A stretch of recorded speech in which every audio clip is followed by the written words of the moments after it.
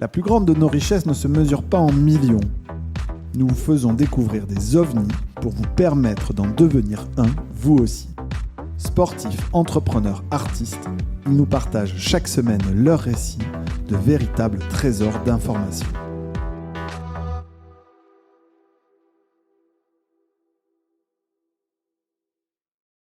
Bon, nous y voilà. Le deuxième rec. Ça fait longtemps qu'il m'était pas arrivé un gros fail comme ça. Ouais, Coralie.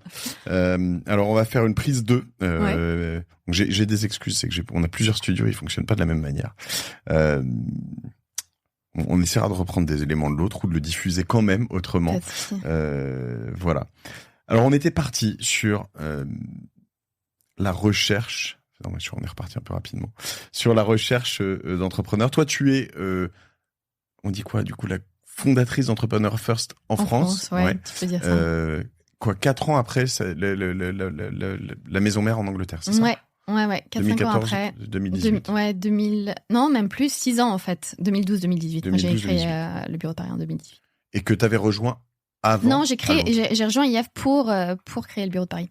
En fait, moi, pour la petite histoire, j'avais une bonne copine qui avait fait le programme Entrepreneur First à Londres. Okay. Une Française, et j'avais vu l'impact que ça avait eu sur elle. Elle avait début de carrière en finance, envie d'entreprendre. Elle savait pas trop comment s'y prendre, elle savait pas trop par où commencer. Okay. Elle a rejoint le programme et elle est devenue CEO d'une fintech avec, à l'époque, c'était en 2017, un cofondateur CTO qui était un PhD doctorant en IA de Cambridge, avant que l'IA soit aussi hype. Et j'ai vu l'impact que le programme avait eu sur elle. En 9 mois, elle a d'abord sécurisé un financement auprès d'Entrepreneur First. Après, elle a levé un gros tour de seed et elle était lancée. Alors qu'au tout début, elle savait pas comment s'y prendre. Elle n'avait pas de cofondateur, elle n'avait pas d'idée. Et du coup, quand elle a su que Entrepreneur First ouvrait un bureau à Paris, elle m'a mis en contact avec les cofondateurs d'IF, qui sont, comme moi, des anciens de McKinsey. On a eu un bon fit. Et c'est comme ça que j'ai lancé le bureau de Paris. Alors, on va parler de plusieurs choses. Moi, je voudrais comprendre comment fonctionne Entrepreneur First. Vous êtes basé sur un recrutement d'équipe avant tout, avant l'idée, avant tout ça. Ouais, de personnes même. Avant l'équipe. Ouais. Attends, vous vous définissez donc pas comme un startup studio? Alors, on n'est ni un startup studio, ni un incubateur, ni un accélérateur, ni un fonds de VC. On se définit, on considère qu'on a créé notre propre catégorie dans laquelle on est leader et on a vocation à faire croître cette catégorie. Mais on se définit comme un talent investor. On investit dans des talents, dans des gens exceptionnels avant qu'ils aient un cofondateur, avant qu'ils aient une idée. Donc on va tirer ce fil pour essayer de comprendre, parce que on va dire le fondamental, le consensus de tous les fonds, les investisseurs, à un moment, c'est que tu te dis, alors ça je l'ai fait à répétition, hein, tu investis dans une équipe avant d'investir dans un projet. Et en ce qui me concerne, je l'ai fait quelques fois en me disant après, waouh, dans quoi je suis rentré, mais en fait, en quelques secondes ou en quelques minutes, les gens m'avaient convaincu en face et je m'étais dit, bon, c'est parti. Ça m'intéresse de savoir comment tu les recrutes. Notamment, il y a les hard skills, enfin les skills, mais peut-être aussi les soft skills. Comment tu arrives à aller trouver des choses? Alors, il y a notamment des projets, je sais pas si tu as entendu parler de Maki ou de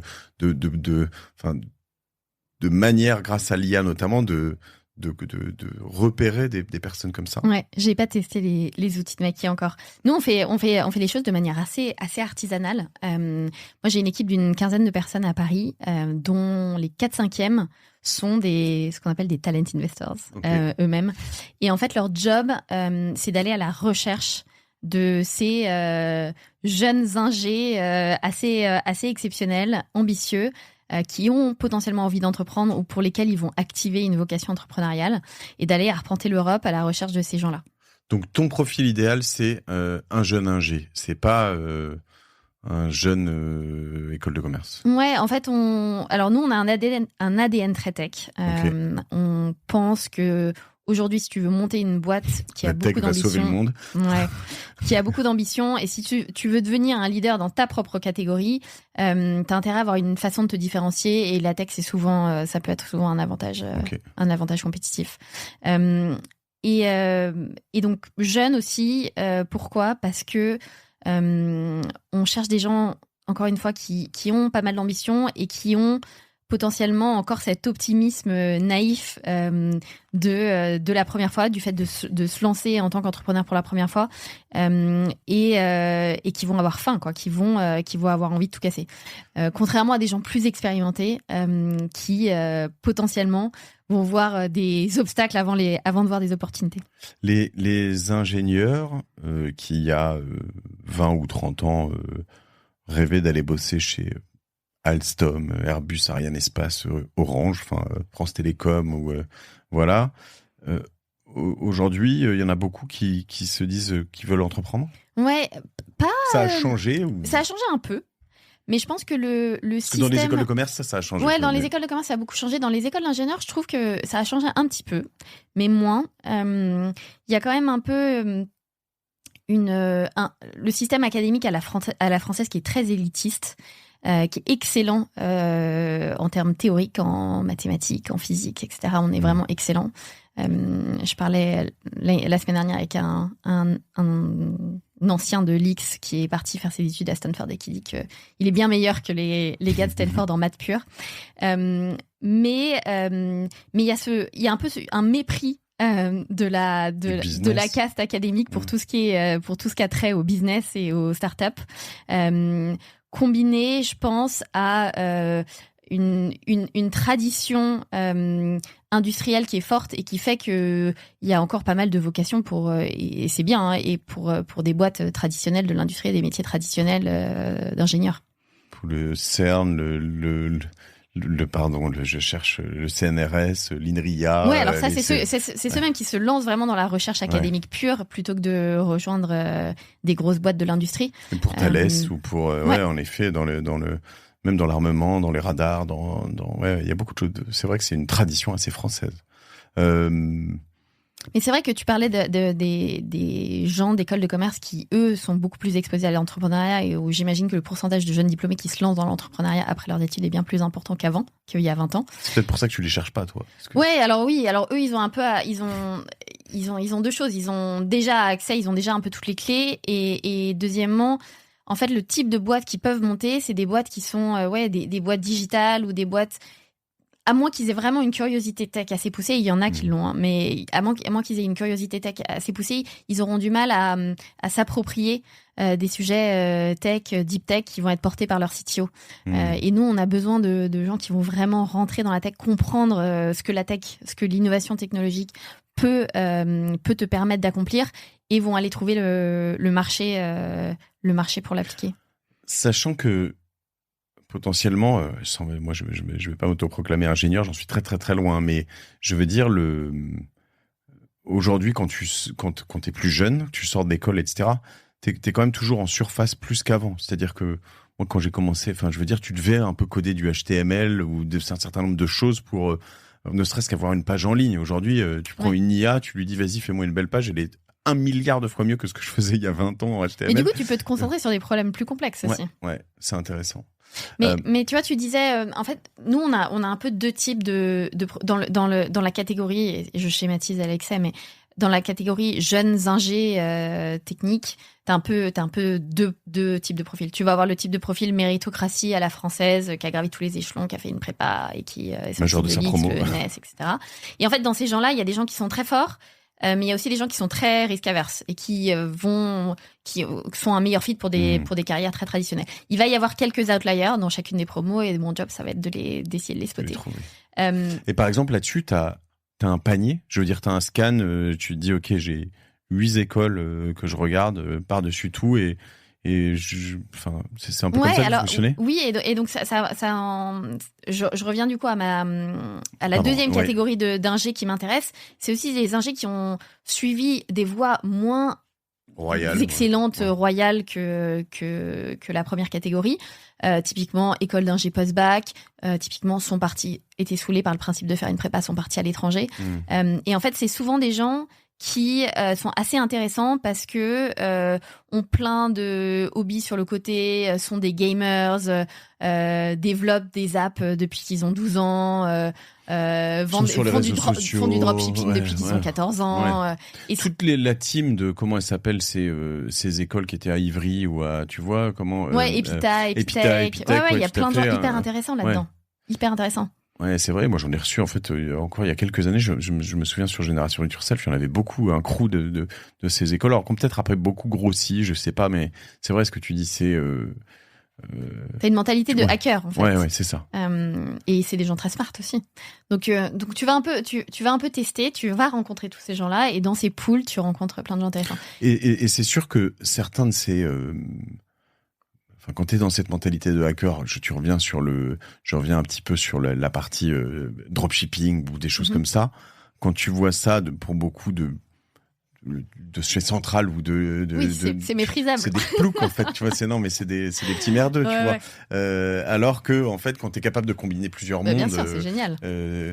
Ok. Et ça, justement, jusqu'où vous allez? Non, on va revenir. Je voulais savoir parce que je voudrais qu'on parle Deep Tech, IA, voir un peu dans quoi vous investissez aussi après, quels sont les projets, mais pour rester sur les personnes. Donc, moi, ce qui m'intéresse en tant que partenaire chez OVNI ou investisseur plus généralement, c'est quels sont-ils? Qui sont-ils ces bons profils et ces bonnes personnes et qui faut-il fuir? Moi, ce qui me fait peur dans votre modèle, c'est que vous accompagnez des gens que vous financez. Tu vas m'expliquer comment? Ouais. Moi, j'aime bien les gens j'aime bien les morts de faim, quoi. J'aime les gens, en fait, qui ont envie de manger le monde et qui sont passés par des, enfin, tu sais quoi, t'as pas forcément une revanche à prendre, mais enfin, qui savent ce que c'est que de se battre, tu vois. Et par moments, je trouve que, tu vois, tu disais, ouais, ici, souvent, ils prennent déjà des gens des boîtes qui existent déjà. Mais il faut quand même se qualifier. Vous, il y a un moment, tu as un peu envie de dire mais de loin, et tu vas t'en défendre, j'imagine, mais tu les mets dans un gros fauteuil en cuir, et puis tu leur dis, tiens, vas-y, voilà de l'argent, et puis entreprends, tu vois, et ça me fait un peu peur. Moi. Ouais. Alors, je pense que contrairement à d'autres startup studios, on leur tient très peu la main. Nous, à d'autres startup studios, à des startup studios, on leur tient très peu la main. C'est eux qui sont vraiment responsables de leur destin. On le provoque juste un petit peu. Okay. Donc nous, on met 40, 50 personnes hyper smart, hyper ambitieuses, et c'est notre job de les sélectionner dans la même salle, sous le même toit, au même moment. Leur job, ça va être, et on va faciliter un peu les choses, mais leur job, ça va être de trouver le meilleur cofondateur, la meilleure cofondatrice dans ce pool-là, d'itérer avec cette personne-là, potentiellement d'itérer avec d'autres personnes pour trouver le bon fit. 40 personnes, combien de temps? 3 mois. 40 personnes, 3 mois, c'est ce qu'ils appelaient la piscine à 42, enfin c'est un peu... c'est un peu tu les mets dans un bocal, potentiellement 7 jours sur 7, c'est une expérience hyper intense. C'est une expérience hyper intense. À Paris, on est basé à Station F. Station F, ok. Et donc il y a un endroit, et ils y sont le dimanche et tout, potentiellement. Ouais, on a notre floor et ils y sont quand ils veulent. Ouais. Ok. Et drôle, ça doit être assez. Ouais, je pense que tu pourrais faire des séries Netflix sur l'expérience IF sur ces 3 mois-là, parce qu'en fait, c'est une énorme collision humaine, quoi. Ça pourrait vraiment être une série, quoi. T'as les trahisons, la personne qui break up et qui essaye avec quelqu'un d'autre, le ménage à 3. Attention, t'es en train de me chauffer. Je vais venir faire une série. Très intéressant. Ouais, ce serait un peu moins authentique si c'était suivi par des caméras, mais c'est toujours très drôle. Machin a volé l'idée de X, c'est assez marrant. C'est génial, et à la fois, alors vous travaillez quand même sur le match. Ouais. Alors dedans, tu mets tous les gens qui sont pas tech, tu les fais venir plus tard, ou il y en a quand même un peu, tu les mélanges? Donc il faut. Alors on fait très attention à la composition des cohortes. Et nous, on a vocation en général, c'est la règle, il y a des exceptions bien sûr, mais à financer des équipes qui sont plutôt un CEO, un CTO. Okay. Et donc il faut alors il se trouve qu'il y a pas mal de nos CEO qui sont des CEO techniques. En revanche, un CTO non technique, ça n'existe pas. Mais oui, on a aussi des profils non techniques qui sont plus business, qui ont quand même un ADN tech, qui ont envie de monter une boîte tech. Mais tout le monde arrive au même moment. Et voilà. Et c'est un peu la chasse au début. Hein.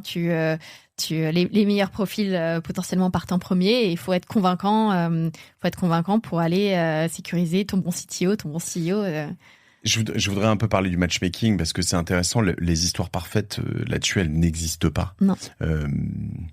Moi, j'ai eu des histoires dans lesquelles je me disais potentiellement assez rapidement, waouh, je me suis pas embarqué avec la bonne personne. Mais quand tu regardes, on prépare un événement avec Conto, qui est un de mes partenaires dans ma vie. Et en fait, cet événement, on veut parler justement du matchmaking et de la recherche d'associés et de co-founders. Et en fait, ce que je disais en préparation de tout ça, c'est quand tu prends Tesla, en fait, il est arrivé après il a racheté des parts et puis en fait, il a viré tout le monde. Tu prends Facebook, et comment il s'appelait, Eduardo Saverin, les frères Winklevoss, enfin, le mec, il a quand même... c'est carnage. Tu prends... Microsoft, il y a eu quoi? C'était Paul Allen, c'est ça, et bon, Bill Gates. Enfin voilà. Ouais. Apple, t'as Wozniak qui est quand même bien disparu. Ouais. Google. Quand même. Sergey et Larry, c'est un bon match. Ils sont toujours ensemble. Et après, ils ont fait rentrer Eric Schmidt qui est reparti, mais avec, j'ai l'impression, une bonne relation toujours. Mais c'est peut-être le rare le seul, tu vois, dans lequel même Apple, en fait, au début, tu sens que c'était quand même autre chose. Et il y a une histoire qui se réécrit, qui change, etc., etc. C'est possible à régler un problème comme ça. Comment on trouve le parfait matchmaking? Comment vous faites-vous? Je pense qu'il y a en effet pas de réponse parfaite. Et je pense que l'équipe cofondatrice a la vocation à évoluer avec le temps, au fil de l'évolution du projet, l'évolution des envies de chacun, et donc tu peux te retrouver avec 3 personnes au début et qu'un seul à la fin. Mais je pense que ce qui est important, en tout cas dans les premiers mois, les premières années, c'est quand même d'avoir une équipe de cofondateurs, parce que tu as besoin d'être au quotidien avec quelqu'un avec qui tu vas faire le punching ball et tu as besoin de tirer de l'énergie quand tu as un moment de down, tu as besoin de tirer de l'énergie de quelqu'un d'autre qui va être à tes côtés, qui va partager cette galère avec toi. Et c'est une des raisons pour lesquelles il y a plein de gens qui ne se lancent jamais dans l'entrepreneuriat, c'est parce qu'ils trouvent pas, en tout cas c'est l'excuse qu'ils se donnent, ils trouvent pas le bon cofondateur, la bonne personne. Donc en effet, je pense que c'est hyper important de chercher et de trouver le bon cofondateur potentiel. Et donc nous, la façon dont on essaye de résoudre ça, c'est de se dire, on va rendre beaucoup plus liquide ton optionnalité, et on va te mettre dans la même salle que 40, 50 autres personnes qui sont disponibles au même moment, au même endroit, prêts à se lancer dans une aventure entrepreneuriale. Mais moi, ce qui m'inquiète dans un truc comme ça, c'est que toutes les expériences que j'ai là-dedans, c'est que je prends mes potes d'école de commerce, c'est celui à qui je me suis retrouvé par hasard assis à côté le premier jour. Tu vois ce que je veux dire? Il y a un hasard qui est quand même le hasard de la vie. Donc j'arrive chez Entrepreneur First, et puis je me retrouve à côté de Jacqueline, et puis j'entreprends avec Jacqueline, et souvent, mauvaise idée. Et souvent, en plus, les gens qui se ressemblent, nous on voit ça au tout début du programme, en général quand on fait notre kick-off week-end où les gens passent un week-end ensemble pour se rencontrer. Les blonds aux yeux bleus, tu veux dire? Ou les blonds aux yeux bleus, tu veux dire? Les gens qui se ressemblent physiquement? Non, les gens qui se ressemblent en termes de skills, en termes de parcours. Ils ont vocation à aller, souvent en fait, ils vont vers les gens qui leur ressemblent aussi. Et ça, on essaye d'éviter ça, bien sûr. Et nous, on est quand même assez actifs dans le fait de maintenir une équipe parce qu'on y croit et qu'on pense que ça peut être un bon match sur le long terme, ou de break-up, ou de pousser à break-up l'équipe pour qu'ils essayent avec quelqu'un d'autre. Écoute, je pense que Coralie, c'est pas une bonne personne pour toi, tu sais. Exactement. Non, mais c'est pour ça que je te dis que c'est un show Netflix potentiel. Mais comment tu fais pour les faire break-up?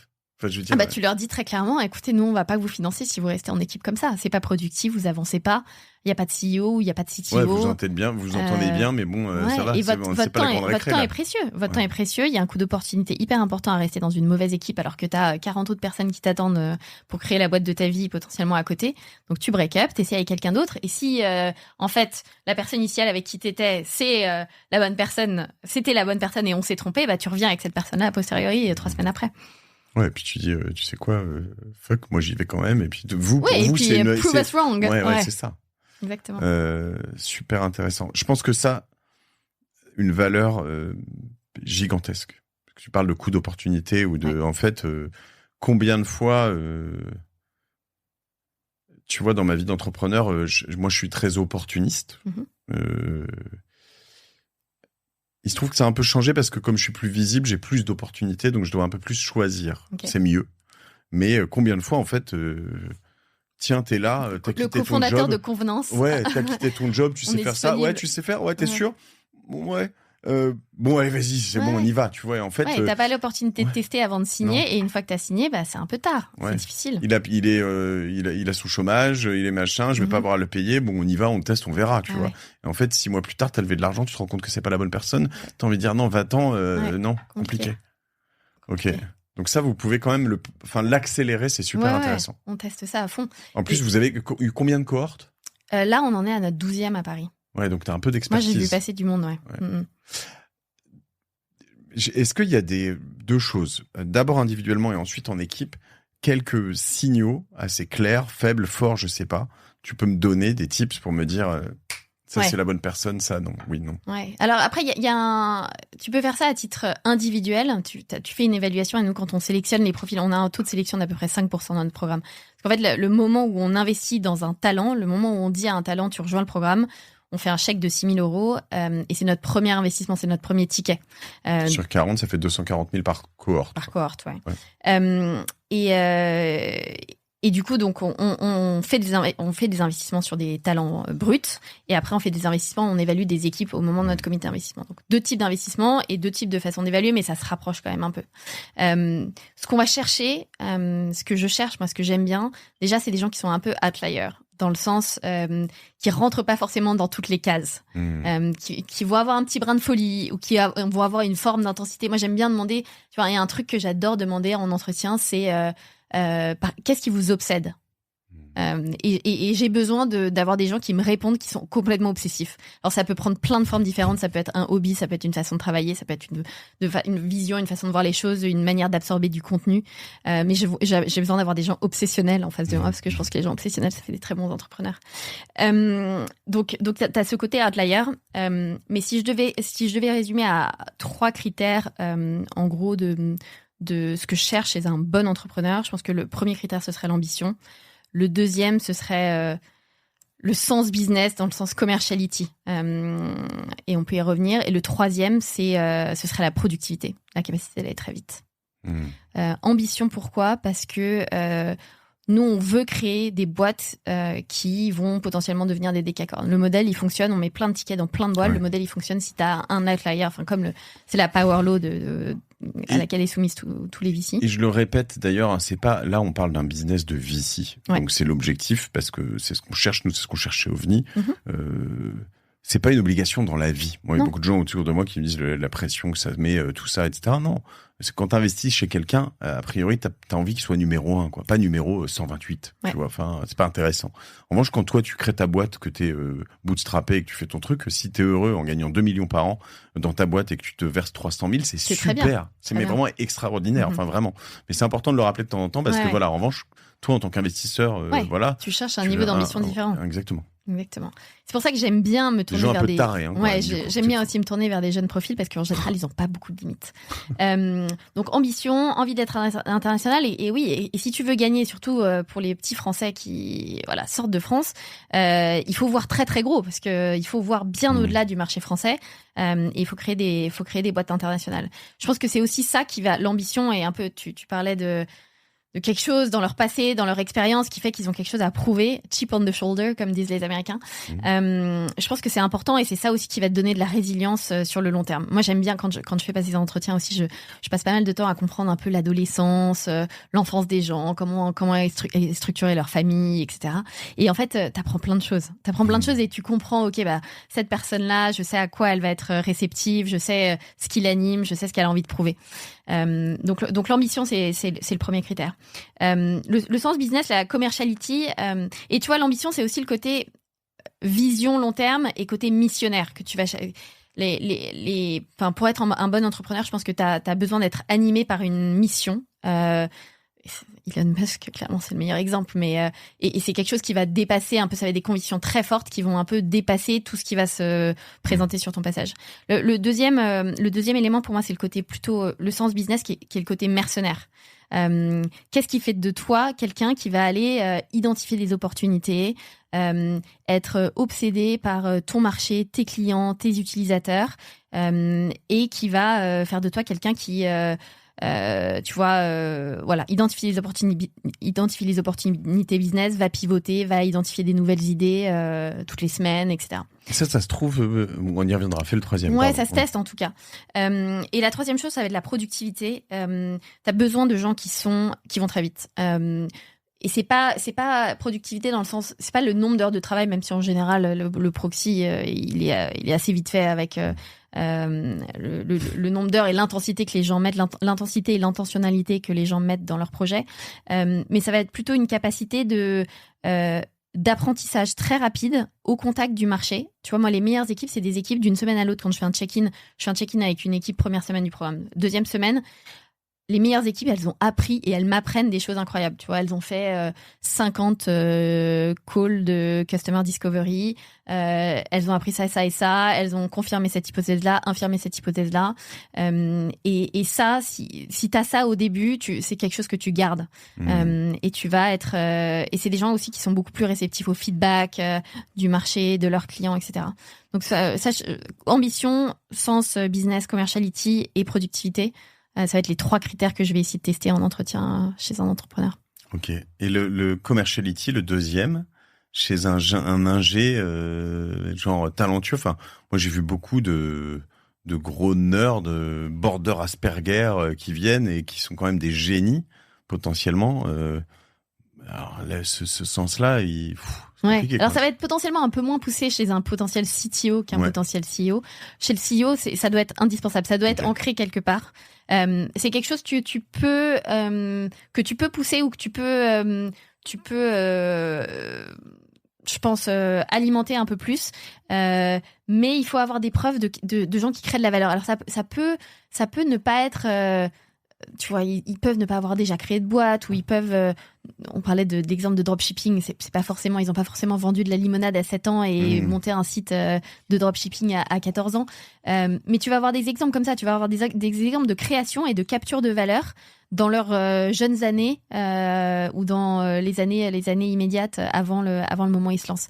Et donc tu peux avoir plein d'exemples, tu vois, ça peut être le petit projet on the side où en fait ils ont généré du revenu, ça peut être de l'aide qu'ils ont apporté à d'autres personnes de leur famille et qui a en fait décuplé le business, ça va être plein d'exemples comme ça.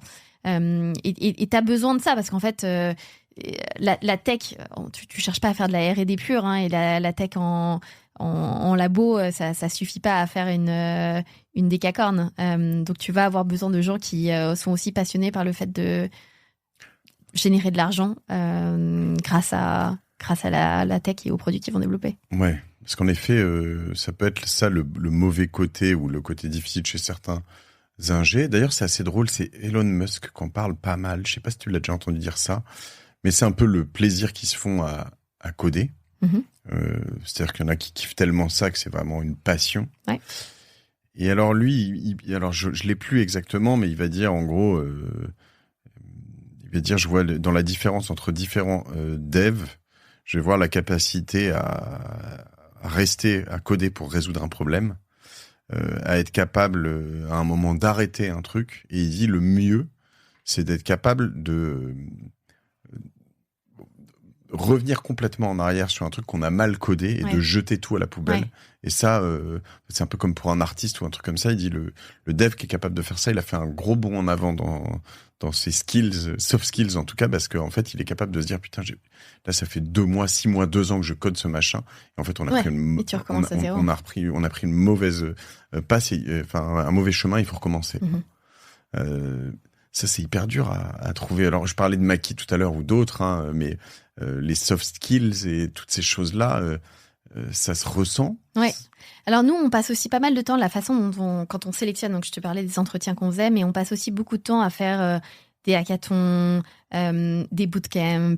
Ça, c'est avant la sélection des 40. Ouais, avant la sélection. Et en fait, après les premiers entretiens, en général, on organise un selection day qui est une journée entière où on les enferme dans une salle et on les fait, on leur met un challenge de code en 1 heure et on voit ce qui sort. On leur demande on a un truc qui s'appelle le Stupid Idea Hackathon. C'est le hackathon des idées stupides. Je crois que je les bats tous. Ouais, moi, je bats tout le monde. Et donc, en fait, ils construisent des trucs en 1 heure qui sont des trucs complètement random et complètement useless, mais qui sont hyper ingénieuses. Les idées sont hyper ingénieuses. Et donc, en fait, tu les mets un peu dans des circonstances comme ça, dans des petits groupes, dans dans un environnement assez resserré et tu vois un peu ce qui sort en 24 heures, même pas. Et ça te donne déjà quand même un bon élément, une bonne indication de comment est-ce qu'ils vont être en tant que founder. Donc tu m'as dit 12 cohortes vous avez fait jusqu'à maintenant À Paris. À Paris, investi dans combien de boîtes? On a investi dans une centaine de boîtes. Waouh. Ah ouais, donc t'es genre 8 par cohorte, quoi. Ouais, exactement. Ah ouais. Ouais, et là on passe à un échelon supplémentaire parce qu'on fera une mise à l'échelle supplémentaire. Historiquement, on faisait 2 cohortes par an. Ok. Tu vois, on a été lancé en 2018, on est à 12 cohortes. Chaque printemps, chaque automne, on avait une nouvelle cohorte qui commençait. Là, on scale à partir de 2025 et on passe à 4 cohortes par an. Donc tous les 3 mois, pas d'excuses parce que c'est pour répondre au fait qu'on a une qualité d'entrepreneur potentiel qui est entrant, qui est assez exceptionnelle et à laquelle il faut qu'on réponde. Mais c'est aussi le sujet d'avoir toujours un programme qui commence à moins de 2-3 mois du moment où toi t'es disponible. Parce qu'on ne peut pas passer à côté de quelqu'un qui est dans ce timing-là et doit attendre 4 mois, 5 mois supplémentaires. Ça, c'est un sujet, le marketing, la com, pour vous être certain de ne pas louper la perle rare. En plus, tu rayonnes pas que sur la France. On va chercher des talents dans toute l'Europe. Ouais. De mémoire, vous m'avez sponsorisé sur Génération It Yourself. Merci. Déjà, je n'ai jamais eu l'occasion de le faire, mais c'est le sujet, c'est pour vous d'en avoir plus encore. Ouais, plus et de meilleure qualité. Ouais. Plus et des gens, ou plus sans baisser la qualité. Il faut que les gens soient exceptionnels. Il faut que chaque personne qui rentre dans une cohorte soit impressionnée par les gens autour de lui, autour d'elle. C'est marrant. Je pense que je sais pas à quel point. Faudra qu'on fasse des tests, mais je sais pas à quel point. Mais c'est intéressant parce que tu vois, par exemple, un truc que je pourrais me dire en post-roll, je suis en train de me vendre de manière scandaleuse au milieu d'un podcast. Non, mais j'ai réfléchi. Tu vois, en post-roll, donc c'est ce que tu passes comme message à la fin d'un podcast. En fait, t'as les gens qui ont du grit, qui vont vraiment jusqu'au bout des trucs. Ouais. Si tu sélectionnes un certain nombre d'épisodes et tu dis à la fin de tout cela, je vais mettre un message en disant si ça vous a plu, que vous êtes dev, machin, je vous recommande vraiment d'aller chez Entrepreneur First. Ça pourrait quand même fonctionner en termes, pas forcément en termes de volume, mais en termes de qualité. Ouais, complètement. Super intéressant. Et la question, c'est aussi un peu comme tu l'as évoqué tout à l'heure, mais c'est de les convertir. Ceux qui n'ont pas nécessairement cette vocation. Ouais. En fait, t'as un double sujet. T'as en effet des gens qui sont convaincus que l'entrepreneuriat c'est fait pour eux, mais qui pensent qu'ils vont mieux y arriver indépendamment sans forcément passer par Entrepreneur First. Alex Boisiz. Je sais pas, tu vois qui c'est, oui. Ouais. Deal, je veux dire, c'est des mecs comme ça, dev, Et très bien. Et il y a il y a plein de gens qui vont réussir sans passer par Entrepreneur First, c'est encore heureux. Mais il y a ce sujet-là, et il y a le sujet aussi qui est peut-être plus important parce que si tu veux augmenter le nombre de startups issues d'Europe, le nombre de startups ambitieuses issues des pays européens, ça c'est important de jouer là-dessus. C'est d'activer des vocations entrepreneuriales chez des gens qui, tu vois, sont un peu hésitants, pourraient se lancer, sont aussi attirés par un job chez Mistral ou BCG ou dans une boîte de l'industrie traditionnelle et qui sont très smart et qui auront probablement des très belles carrières dans ces boîtes-là. Mais tu vas potentiellement passer à côté de la super startup qu'ils auraient pu monter s'ils s'étaient lancés. Et ça aussi, on a un peu une carte à jouer là. C'est éviter que Elon Musk aille chez Apple ou ouais, exactement, comme salarié. Comme salarié. Et on parlait des femmes un peu plus tôt, mais c'est là où nous, on peut avoir un rôle à jouer. Dans l'entonnoir, dans le funnel de talents techniques, malheureusement, il y a un pourcentage de femmes qui est insuffisant. Combien et sous-représenté. Alors nous, on a à peu près 20% de femmes dans nos cohortes. Ce qui est le c'est très nombre de femmes insuffisant. Ouais, c'est à peu près le ratio de femmes dans les écoles d'ingé. Alors, Alix, l'année dernière, je crois qu'il y avait 14% de femmes qui sont... Ah oui, j'ai vu que ça a baissé. Ouais, c'est catastrophique. Mais apparemment, avec la réforme du bac, ça encourage encore moins... Alors moi, je suis pas du tout familière, je suis pas encore entrée là-dedans. Pas jusque-là. Ouais, mais... dans la réforme du bac, mais apparemment, ça encourage encore moins les filles à suivre des études scientifiques. Il faut faire très attention à ça. Ouais, il faut faire très attention à ça parce qu'en plus, moi j'ai fait attention à ça, hein, mais à un moment, un prof, je crois que c'était une prof en l'occurrence, m'a dit à ma fille non mais toi t'es nulle en maths. Et là elle est rentrée à la maison, je lui ai dit alors ça tu sais, ça ne passera pas la porte chez moi, quoi. Tu vois, c'est hors de question. Tu vas être forte en maths et quoi qu'il en coûte, tu vois. Et en l'occurrence, non, mais d'ailleurs, c'est pas lui imposer ça, c'est lui faire aimer les maths. Et d'ailleurs, aujourd'hui, il y a des moyens, notamment par plein d'applications et de choses comme ça, de montrer que c'est quelque chose de ludique. Et de faire aussi comprendre que les maths, à un moment, c'est le seul endroit où, quand t'as 20 sur 20, t'as 20 sur 20. Point. Tu vois, il n'y a pas d'interprétation possible. Complètement. Et ça, quand tu expliques ça à quelqu'un qui veut avoir des bonnes notes, ma fille, ben, ça fonctionne aussi, tu vois. Et d'ailleurs, je trouve que les filles, souvent, pour être dans le genre un peu là, mais bossent mieux assez jeunes. Si tu leur expliques, ou ont envie d'être bon élève assez jeunes, si tu leur expliques bien ça, elles comprennent que c'est un cheat code quelque part, tu vois, c'est intéressant. Mais finalement, si je le pousse, si vous avez à peu près, si vous matchez à peu près le nombre de femmes dans les écoles d'ingé à réussir à les transformer, je vais être sympa avec toi, mais c'est pas si mal parce qu'en plus, la potentialité, si le terme existe, mais des femmes ou l'envie d'entreprendre est moins important aussi. Donc si tu cumulais les deux, tu pourrais être plutôt à 10% qu'à 20%. C'est vrai. Et heureusement, on arrive à maintenir à peu près ce pourcentage-là. Il se trouve qu'historiquement, on a pas mal investi dans des biotech et dans des talents bio. Et du coup, il y a plein de femmes exceptionnelles dans la bio en Europe. Encore un truc chelou. Ouais. Donc, on arrive à compenser grâce à ça. Et il y a aussi des très, très bonnes CEO, des filles qui ont une énergie de dingue. Et voilà, il faut qu'on continue à les trouver. Il faut qu'on leur donne confiance en elles pour qu'elles aient envie de se lancer. Ouais, moi j'ai dans les invités de Génération Retour, dans la tech notamment, mais qui m'ont plus impressionné. Je pourrais citer Léonore Crespo, que j'ai revu à Station F il y a 2 semaines, mais chaque fois que je la vois, je me dis mais what? Sophie Cahen, je sais pas, Ganymède Robotics, enfin il y a quand même à chaque fois des inspirations incroyables.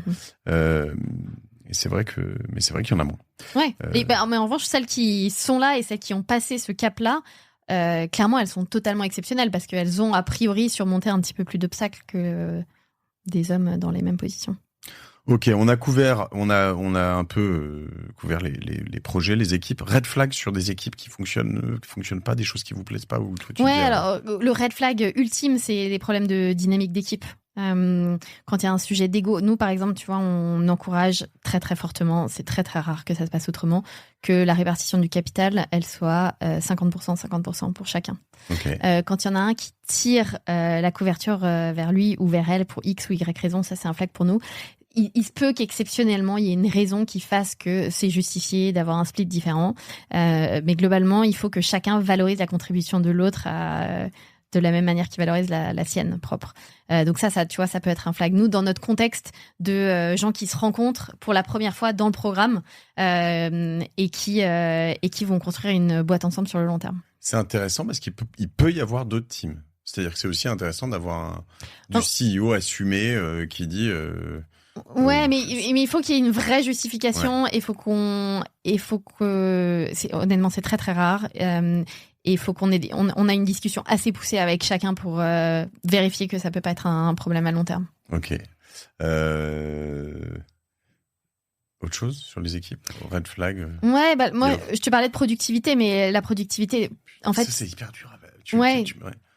Comme nous, on a la chance, on fait ce premier investissement de 6 000 € et après on passe 3 mois avec les équipes dans nos bureaux.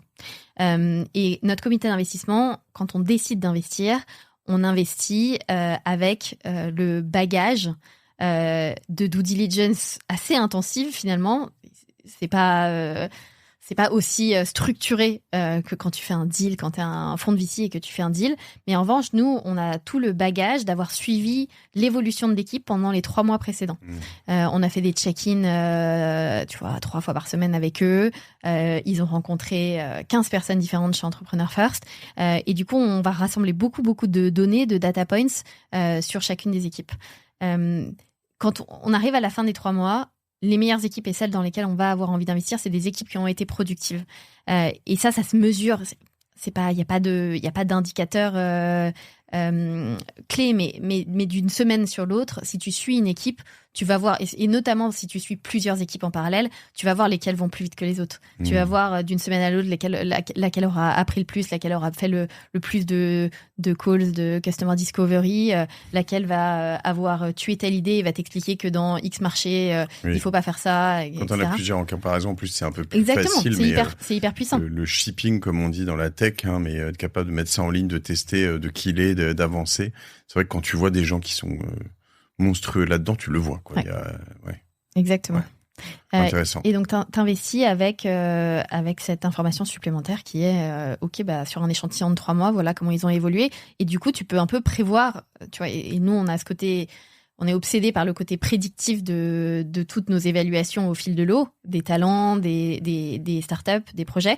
Et tu peux dire, OK, si la trajectoire, elle a eu une courbe comme ça, pendant les 3 premiers mois, tu peux imaginer que la courbe, elle va continuer avec cette pente-là. Si je reviens sur, parce que vous avez une forme de, pardon, sans parler de secte mais de religion, c'est-à-dire vous êtes fait, vous dites c'est comme ça, etc. Il y a une méthode qui est très forte. Voilà, si je reviens sur le point que je mettais en avant d'Elon Musk tout à l'heure sur le fait d'être capable de killer son code, est-ce que vous avez dû killer des choses, des idées dans lesquelles vous vous êtes fourvoyé, des trucs que vous disiez avant, il faut des gens comme ça, une équipe comme ça, et où maintenant vous dites non, ça c'est plus vrai. Ouais, je pense que il faut pas apprendre trop vite dans ces métiers-là parce que t'es beaucoup surpris. Okay. Et on peut se permettre d'être surpris, c'est ça que j'aime bien dans mon métier aussi. C'est que tu peux avoir des idées assez fortes, notamment sur les marchés, les secteurs, qui sont très influencés par ce dans quoi les VC veulent investir à un instant T. Et du coup, tu vas avoir une préférence pour, tu vois, je sais pas. Ça se B2B. Ouais, nous, on n'en avait jamais fait beaucoup, mais oui, historiquement, tu peux dire, bon, bah voilà, le SaaS B2B, c'est cool, et tous les VC veulent investir dans du SaaS B2B. Et du coup, et là, en fait, c'est un mauvais chemin à prendre parce que tu vas construire pour faire plaisir aux VC, pour répondre à un trend à un instant T qui va évoluer l'année d'après, qui va être complètement différent. Et quand le trend a évolué, c'est trop tard. Foutu. T'as ton idée, t'es vraiment comme un tocard avec ton idée. Et donc, nous, on essaie de pas avoir une thèse trop développée sur ce dans quoi on va investir et ça, vous l'aviez avant de secteur. Quand je te dis, est-ce que t'as évolué? Ouais. C'est vrai. Peut-être qu'on l'a eu un peu plus à certains moments. On était très deep tech, on en est un peu revenu parce que il y a un time to market qui est très important. Enfin, le temps entre le moment où tu as une idée et le moment où tu commercialises un produit est quand même très long. Donc on revient vers des sujets, en tout cas on continue à faire des deep tech, mais si on le fait pour des projets qui sont vraiment exceptionnels, avec un ou une CEO qui est vraiment exceptionnelle et qui va réussir à porter le projet sur le long terme. Maintenant on fait beaucoup de software et d'IA appliqués à plein de problématiques et souvent à l'intersection de différentes autres sciences, comme IA appliquée aux matériaux, IA appliquée à la bio, IA appliquée à la chimie, etc. Ça, c'est assez intéressant. Mais en fait, l'apprentissage pour moi, c'est qu'il faut pas se fermer trop de portes. Il faut plutôt voir. L'objectif, c'est vraiment de rencontrer et de faire rentrer dans le programme des gens exceptionnels. Ces gens exceptionnels, ils vont avoir des envies en fonction de ce sur quoi ils ont bossé, des études qu'ils ont faites, etc., de sujets sur lesquels ils vont avoir envie de travailler. Et c'est eux qui vont établir les prochains trends, en fait.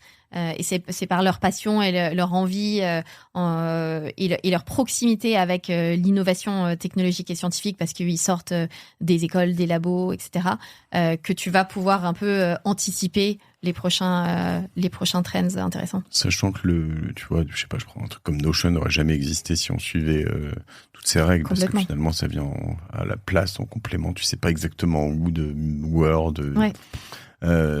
Très intéressant. Si tu dois me citer, je sais pas, 3 projets deep tech que vous avez fait quand même, un autre sur l'IA et un autre sur le soft. Ouais. Écoute, la startup qui est peut-être la plus connue que tu as interviewée dans Génération Do It Yourself, et j'en parle parce que ça parle un peu plus aux gens, parce que c'est assez B2C, c'est La Vie. Ah oui, très bien. Qui est sorti de chez nous. T'avais reçu Nicolas Scheider dans Génération Do It Yourself. Les deux, si je prends deux exemples, une plutôt du dans jambon, du gras. Jambon. Il n'a pas le droit de dire du jambon d'ailleurs. Si, maintenant il a le droit. Ouais, il a gagné, perdu. J'adore cet épisode. Mais du gras animal. Ouais. Historiquement, en fait, c'est marrant parce que c'est une boîte de food B2C maintenant. Enfin, en tout cas en retail. Et en fait, l'histoire de la vie, c'est que le cofondateur de Nicolas, Vincent, c'est un doctorant en chimie qui était spécialisé dans la production de gras en laboratoire. Et donc c'est parti de là, et donc ils ont commencé par faire du bacon végétal, et maintenant ils font différents produits de remplacement du porc dans l'alimentation. Non, les deux startups dont je peux te parler qui sont assez représentatives du type de startup qui sortent de chez Entrepreneur First et qui ont une belle actualité en 2024, c'est Sport Bio et Cantev. Donc c'est assez représentatif du type de projet qu'on monte, parce que la première est très deep tech et l'autre est plutôt une boîte d'IA. Sport, ce qu'ils font, c'est du contrôle qualité sur les chaînes de production alimentaire, encore une fois, en utilisant un combo de hardware, de microbiologie et d'IA. Donc c'est vraiment l'intersection de différentes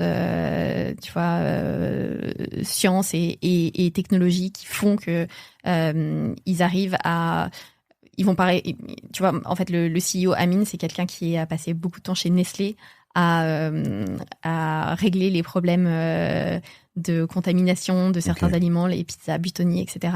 Et qui a vu un peu l'impact que ça pouvait avoir sur les business dans l'agroalimentaire. Et donc, eux, ils vont être capables de détecter des pathogènes avant que, d'une bien meilleure façon que c'est fait actuellement, avant que les produits sortent des usines. Super niche, ouais, très intéressant. Ouais, mais énorme business. Et la deuxième boîte qui a aussi levé sa série B l'année dernière, 2024, c'est une boîte qui s'appelle Cantev, qui est une boîte d'IA dans le domaine de l'assurance. Donc, moins en France, mais dans beaucoup de pays, notamment en Asie et aux US, la façon dont sont gérés les claims, donc les processus en tout cas de remboursement dans le secteur de l'assurance, c'est encore très très manuel. Il y a beaucoup de choses qui sont manuscrites, etc. Et eux, ils automatisent avec de l'IA tout ça. Et c'est une super boîte et ils avancent très vite aussi. Donc ça te donne un peu un échantillon assez représentatif du type de boîte, soit deep tech, soit IA qu'on crée chez IAF. Nous, on est assez chez OVNI deep tech quand même. Dans l'essentiel des investissements, c'est la thèse. Ce que tu dis est vrai, c'est que tu pars souvent pour une durée assez longue, parce que nous, en plus, on rentre très tôt, donc en fait, tu vas vraiment aller pour 10 ans. 15 ans. En revanche, la thèse, c'est de se dire que ça peut changer intégralement un marché. Alors, c'est vrai qu'il y a quand même des trucs assez fous, là, encore, comment elle s'appelle, cette IA qui est sortie hier en Chine, là, DeepSeek, des choses comme ça, tu te dis finalement, je sais pas à quel point c'est de la deep tech, mais quand même, j'ai l'impression. Si, complètement. Et boum, le truc en un an est sorti. Et c'est ça qui est terrible, c'est qu'en fait, et ça va être hyper intéressant l'année 2025, c'est qu'en fait, du jour au lendemain, la Nvidia a baissé de 20%, la valorisation à la capitalisation a baissé de 20% en 24 heures. C'est, en fait, tout... Et c'est là que ça va être difficile de construire des business qui vont être résilients aux nouvelles innovations en IA. C'est de se dire, ok, du jour au lendemain, et c'est comme toutes les boîtes qui se sont lancées avant ChatGPT et dont les business ont été complètement détruits par ChatGPT. Du jour au lendemain, il va y avoir une nouvelle innovation qui va sortir. On ne sera même pas prévenu et ça va tuer ton business. Oui. Et donc ceux qui vont gagner, c'est ceux qui vont être résilients à ça et qui vont avoir une approche qui est un peu différente. Mais c'est pas évident, et je sais pas quelle est cette approche, et je sais pas quelle est la bonne façon de faire, mais ça va être hyper intéressant, je pense, comme moment là, les 2-3 prochaines années. Vous devez avoir une obsession IA, comme partout, mais pas mal, ouais, pas mal. Comment les cohortes là, ils viennent, ils sont déjà dedans, ils sont déjà picousés, ou vous devez les picouser? Ouais, non, de toute façon, en fait, les profils tech qui bossent là-dedans, ils ont envie de bosser là-dedans. Tu vois, ils ont un avantage compétitif qui est qu'ils baignent dedans et ils ont envie d'utiliser ça pour mettre ça à profit de leur projet entrepreneurial. Donc non, on n'a pas besoin de les picouser. Vous avez investi combien au total? On investit combien? Vous avez investi combien au total? Ouais. En France, on a investi pour l'équivalent de 20-25 millions. D'accord. Donc ça va accélérer assez fort, parce que là, si tu fais tu doubles le nombre de cohortes. Ça fait, hors frais de structure, 1 million par cohorte, donc ça fait 4 millions par an. Plus, on a dit quoi, 250 000 euros dans chaque boîte que tu investis. Ouais, bon, ça, c'est un peu plus compliqué que ça, parce qu'il y a une partie ça vient de différents véhicules, etc. Mais oui, on a des OPEX et des coûts d'investissement qui sont relativement élevés. Mais on investit aussi, on met beaucoup de tickets dans plein de boîtes différentes. Donc, en fait. Qui sont pas passés chez vous? Non. Qui sont passés chez nous. Mais tu vois, là, en 2025, on va investir dans une trentaine de startups qui sont issues du bureau de Paris. Et donc, le business model, c'est que, en effet, tu prends des parts au capital des startups que tu contribues à créer. Et en fait, on a, contrairement aux fonds de VC qui touchent des management fees sur un fonds qui gère au nom de leur souscripteurs, LPs, partners, LPs. Nous, on a levé de l'argent dans l'entité opérationnelle, Entrepreneur First, et on investit depuis notre balance sheet. On investit vraiment en direct dans les startups. Alors, du coup, on est copains ou on n'est pas copains? Ouais, on est copains. Je pense qu'on est copains. Nous, on est copains avec tous les VC. Tous les VC vont être copains avec moi. Non, on est copains. Attends, j'ai pas compris. On s'entend bien ou on s'entend pas? Non, mais si tu veux, en fait, moi, mon objectif. Il y a des moments, j'imagine qu'on a un petit peu des zzz quand même, parce qu'on se dit, attends, elle est rentrée, pas très chère, qu'est-ce qu'elle fait là? Les startup studios, moi, ils m'aimaient pas trop quand je faisais ça. Alors, j'avais plus de participation, ils se disaient, mais. C'est ça. En fait, quand nous, on a 8% du pré-seed. On a 8% du pré-seed et on crée des startups qui n'existeraient pas si on n'était pas passé par là. Les startups studios, en moyenne, c'est plutôt 30 à 50% post-seed. Donc, c'est bien supérieur. C'est bien plus compliqué à gérer sur une captable. Non, mais pour le futur de la boîte.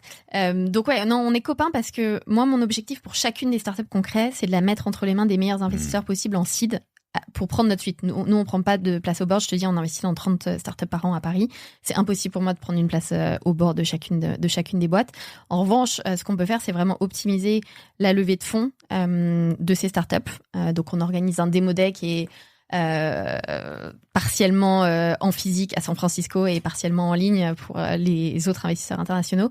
Et l'idée, c'est qu'on les mette entre les mains des meilleurs investisseurs possibles. Donc voilà. Augustin, qui est chez OVNI maintenant, a investi dans une des startups qui est issue d'Entrepreneur First et j'espère que dans le futur, OVNI investira dans d'autres startups. Vous avez déjà fait des exits ?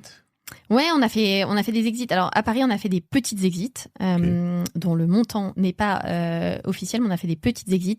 À Londres, on a fait des plus grosses exits.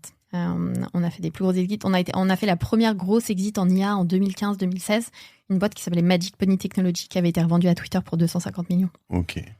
Et le total cumulé de vos exits est disclosed Ouais, je l'avais en tête. Je crois que c'est autour de 2 milliards. 1,5 milliard. C'est la valo de votre portefeuille. Non, le portefeuille vaut 12 milliards. Okay. Vous avez déjà exit 2 milliards? Ouais. Ah, waouh. Ok. Ouais. Très bien. Donc, principalement au UK. Principalement au UK, parce que le UK s'est lancé avant nous. Donc, on a un peu de retard. Et puis, comme on a investi à Paris spécifiquement beaucoup dans des projets deep tech qui mettent du temps à émerger, même s'il y en a certains sur lesquels je suis très, très, très bullish, ça va prendre un petit peu plus de temps. Lesquels, là? Tu peux me citer? Non, mais je te parlais de Sport Bio, mais il y en a plusieurs. Honnêtement, il y a un projet qui s'appelle Genomics que j'aime beaucoup. Il y a un projet qui s'appelle Chipiron. Chipiron. Tu connais Chipiron? Oui. Ok. Et donc, après, donc des VC comme nous, l'idée, c'est quand même qu'on soit copains parce qu'il y a un moment où on peut aussi nous spotter des trucs qui nous plaisent. Ouais, exactement. Te dire, tiens, ça m'intéresse, etc., etc. Donc, pour être sur les rangs, faut suivre le démo day. Exactement. Et après, tu fais chacune des startups. Ouais, tu rencontres. C'est assez bien fait, la petite plateforme en ligne. T'as les decks, t'as les vidéos. Tu peux request meeting avec chacune des startups. Tu les rencontres et puis. Après, tu les ajoutes sur LinkedIn. Tu te dis, je veux les suivre dans 2 ans, maintenant ou pas. Okay. Tu vois où ça te mène, ouais. Ok. Super intéressant. Qui finance tout ça derrière? Qui est derrière? Alors nous, nos financeurs principaux, c'est Reid Hoffman, le fondateur de LinkedIn, et Patrick et John Collison, les fondateurs de Stripe. Très bien. Reid Hoffman, que je vais peut-être rencontrer dans 2 semaines au sommet IA. De l'IA, ouais. Ok, très bien.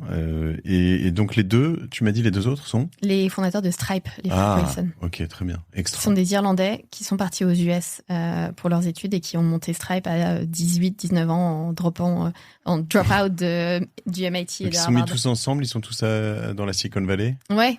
Ok. Exactement. Super Après, intéressant. on a eu plusieurs tours successifs. On a levé une série D il y a 2-3 ans. Série C, pardon, il y a 2-3 ans. Et donc voilà. mais c'est pas que eux, donc il y a des gens qui viennent, il y a des fonds, comment ça se passe? Écoute, non, en fait, c'est essentiellement eux aujourd'hui parce que je te dis. Je peux pas on a investir levé dans d'argent. Entrepreneur First, moi. Non, compliqué. Non. On a les grosses levées de fonds, elles se sont faites dans notre entité opérationnelle. Okay. Donc vraiment comme si nous on était une start-up et on est une start-up et on essaye de créer une institution qui est un peu à part et qui va être autofinancée assez rapidement du fait des exits, justement. Et en effet, on est aussi VC dans le sens où on manage un fonds également, mais qui n'est pas celui qui investit en pré-seed, qui est un fonds qui peut réinvestir en série A et série B dans certaines des startups de notre portefeuille. Mais ça, c'est vraiment, c'est très très marginal dans notre business model. Dans les clauses de suivi, quoi. Tu peux suivre un investissement s'il te plaît beaucoup. Exactement. Okay. Et ça, vous le faites pas beaucoup? Si, on le fait, mais c'est vraiment marginal dans notre business model. Okay. Le business model principal, c'est vraiment investir avec l'entité opérationnelle qui a levé des fonds auprès des Reid Hoffman, des frères Collison, etc., dans les startups concrets, en pré-seed, pour 8% du capital. T'as besoin de quoi, toi, Coralie? T'as besoin Moi, j'ai besoin d'avoir accès aux meilleurs talents techniques européens. Ok. T'y arrives? Ouais, écoute, moi, j'ai une équipe on est une quinzaine à Paris. On est hyper actifs sur les campus, dans tous les événements tech. On organise beaucoup de hackathons. Ce week-end, on l'a passé chez Photoroom avec Mistral, où on a organisé un super hackathon de gaming. La semaine prochaine, on est en Suède, à KTH, qui est la meilleure université technique de Stockholm, pour aller spotter des talents des Nordics. Faut faire un peu comme faisait Red Bull à un moment. Je sais pas si tu te souviens, en France, ils faisaient ça quand ils étaient même encore interdits. Avant de se lancer en France, ils allaient distribuer...